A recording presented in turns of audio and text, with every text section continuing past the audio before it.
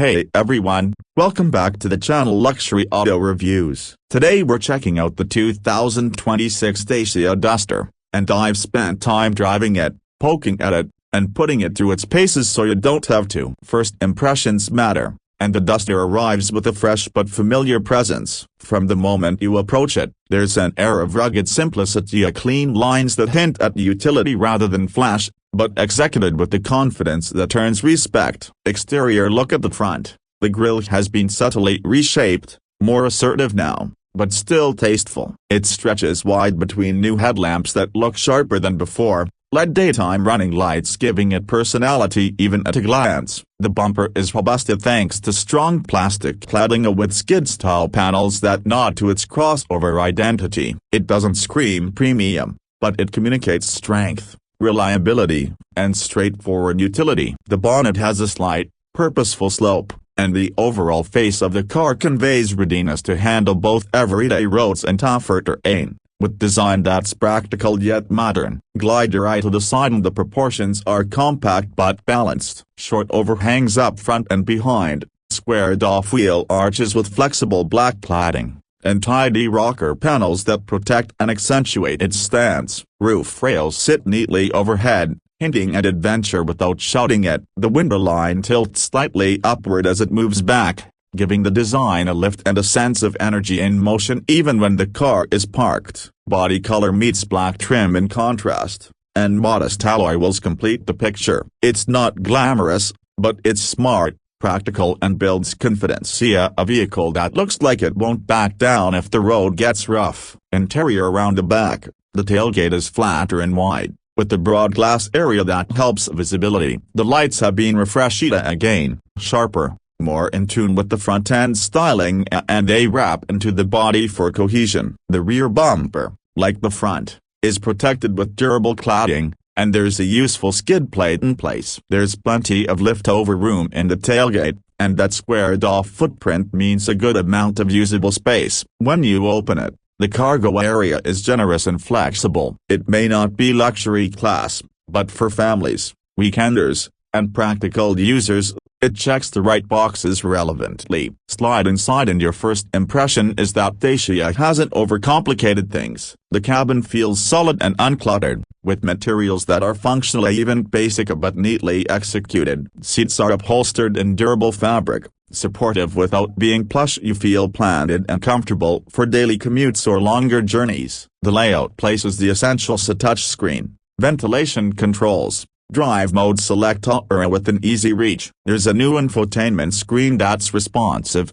paired with physical buttons for core functions, a welcome combination for usability while driving. Storage spaces are practical, across the dash, in the doors, and a deep center console. Nothing extravagant, but everything exactly where you'd need it. Visibility is good in all directions, thanks to relatively upright pillars and large glass areas. The ride in town is surprisingly calm. Road noise is minimal, and body roll is controlled. The experience feels honest and unpretentious, yet competent. Performance: when it comes to performance, you have options. A lively turbocharged petrol engine is our test unit, quick to respond, smooth, and eager in daily driving. The gearbox is either a slick automatic that downshifts confidently or a manual that slots nicely, a easy gear pattern, forgiving. Around town it's easy, light on its feet, and on the motorway it's stable and comfortable. Fuel consumption remains reasonable, economical for what feels like a midway between city hatchback and SUV. There's even an all-wheel drive configuration available, which adds traction on loose surfaces,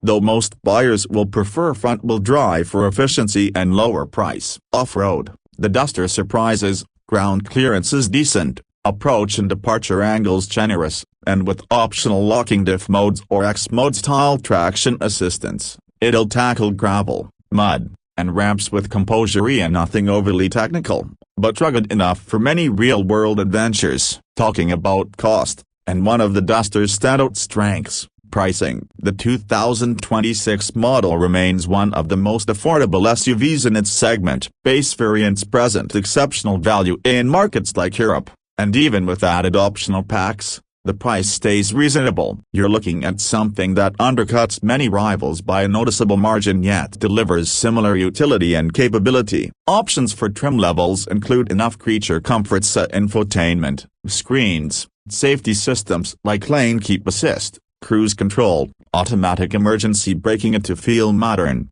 but without inflating cost. Some packages add things like leather-look surfaces, rear parking sensors, or bigger wheels. Still, even fully spec'd it remains competitive, and that's where it shines: sensible, well-equipped, rugged, and frugal. After a week behind the wheel, the 2026 Dacia Duster feels like a thoroughly sensible choice. It won't win any beauty contests in a glossy magazine, but it doesn't need to. Its strengths lie in being thoughtfully engineered for real life: modest yet sturdy design, functional and uncomplicated cabin, credible powertrain options, and pricing that delivers excellent value. If you're after a vehicle that works hard, costs little, and goes places without hassle, it's worthy of serious consideration. Thanks for spending time with me exploring the Dacia Duster 2026. If you found this useful, hit the like button, consider subscribing if you haven't already,